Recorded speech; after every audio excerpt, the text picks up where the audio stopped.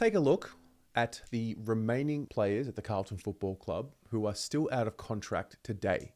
So filming this on Tuesday, the 16th of September, 2025, we have a number of updates on a few players here. And so in this video, I'm going to go through all players who at this point in time are out of contract, give you a bit of a summary, give you the latest news on each and every single one of them.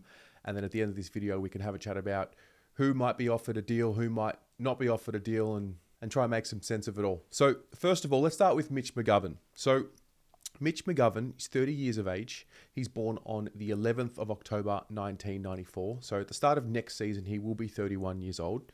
He played the 17 games this year, which took his career tally to 145 games. Now, this is a really interesting one. What we do know about Mitch is that there was a trigger clause in his contract, which restricted him from playing more than the 17 games. Granted, he did get a little injured towards the back end of the year, but he was certainly available in the last few games, and there was a decision made, reportedly, but it was confirmed by a number of journos that the trigger clause did not want to be met by the Carlton Football Club, and potentially the club wanted to renegotiate terms. So let's go back. This is on the 15th of August. Michael Voss was asked about Mitch McGovern specifically and his future at the Carlton Football Club. Mitch McGovern has been overlooked with 2 games left to trigger a new contract for next year. Despite the selection snub, coach Michael Voss is confident the out-of-contract defender will remain next season.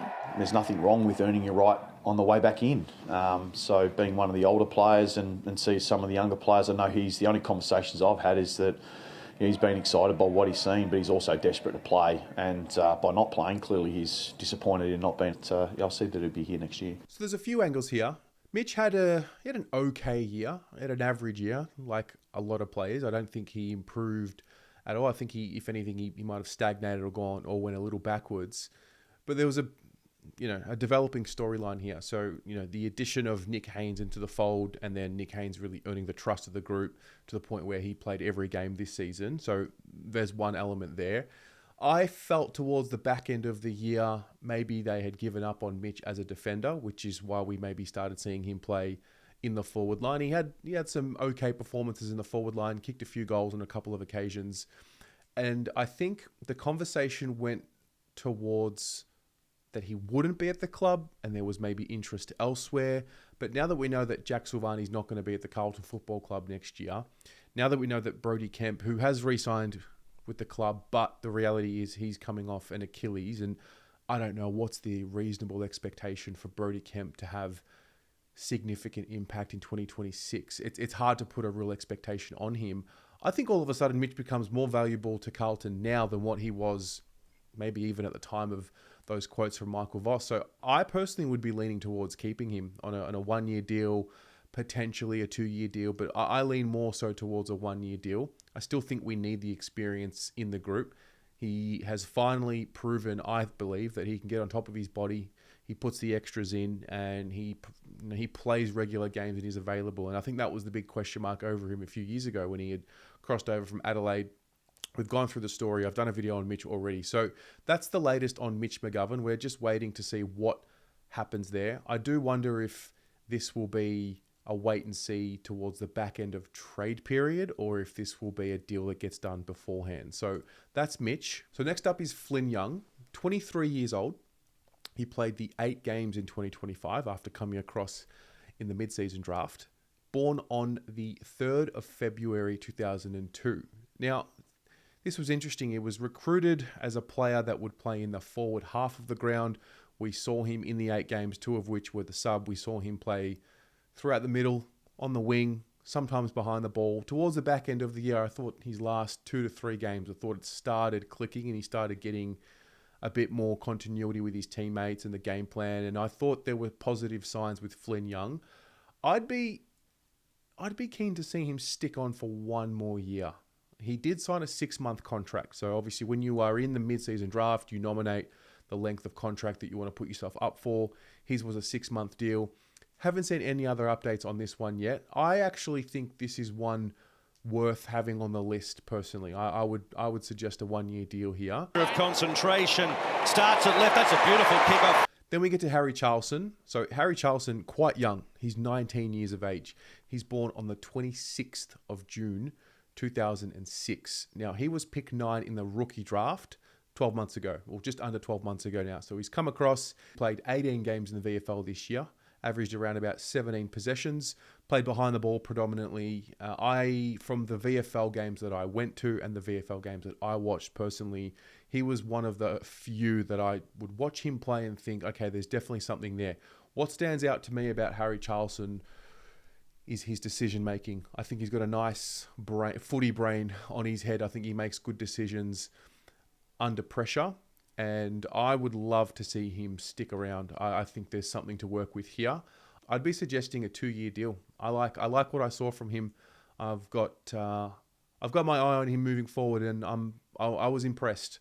I know that he didn't play in the AFL, so nothing to get too excited about, but I think there's definitely something to work with here, and yeah, I like his work. Jesse Motlop, did the video on Jesse last week, 21 years of age as we know. He's born on the 23rd of November 2003, so he will be 22 at the start of next season.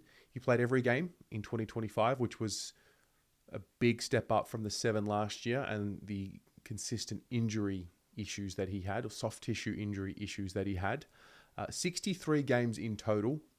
It's been very well documented about his year.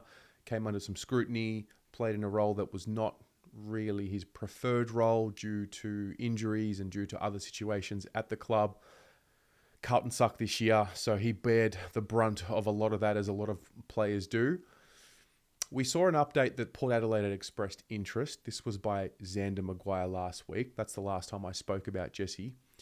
And then we also saw, only a day or two ago, Tom Morris reported that Jesse Motlop was closing in or close to signing an extension with Carlton.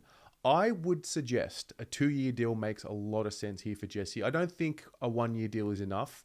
At 21, 22 years of age, I think you give him a 2-year deal and you show some faith in him. I think the fact that he was available all year was a positive, and he showed that he was able to get through his injury concerns from last year. He's still quite young, but I think this next period of time for him, the 1 to 2 years that's coming up, he's going to need to take a big step forward. You can make the case that he wasn't quite ready for such pressure. And I remember when he first got into the league, I remember actually saying I didn't want to put too much pressure on him. But I think after his second season, he kicked 24 goals as a second-year player, 19-year-old. And so expectation last year grew, and he's one that has shown really positive signs in the preseason. He always looks fit, and sometimes that can be a bit eye-catching. And so I would lean to 2 years with Jesse Motlop. Then there's Rob Monaghan. This is an interesting one. So Rob Monaghan, he's come across from Ireland, as we know. He's 21 years of age, born on the 29th of June, 2004. So he will be 21 at the start of next season. He played 17 games in the VFL this year. He averaged around 10 disposals per game, moved behind the ball in the second half of the VFL season. This was after 18 games in the VFL last year. So he's had 2 years in the AFL system, hasn't really come close to playing AFL footy just yet. He's had some okay moments in the VFL. To be honest, I'm not really sure where he's at. I'm not really sure if this is just part of the plan. 2 of the development coaches are gone in Luke Power and Brad Ebert now. So I don't know what that speaks to when it comes to a guy like Rob Monaghan. It's clearly a guy that the club identified as potentially a medium-term prospect, maybe 3 to 5 years. I don't know if we've got that sort of time to wait, but he still is quite young. He's 21 years of age and he's still learning the ropes. I would think, if anything, it's a 1-year deal. As I said, I haven't seen too much to suggest that he's ready to play at the AFL level, but that's the update there for Rob Monaghan. And then finally, Will White. This is also an interesting one. So he's 21 years of age. He's born on the 18th of March, 2004. So at the start of next season, pretty much from round 2 or 3 onwards, he will be 22 years of age. He played 14 games this year, and I think that took me by surprise. I don't know about you. He definitely has some handy attributes. He's got the speed that Carlton clearly need. He's got the passion. He cares. He absolutely gives a shit when he's out there. He had some really nice performances and nice moments at times, showed some signs of inconsistency no different to, you know, a lot of the players in the team. I'd be persisting with Will White. I think a 1-year deal maximum.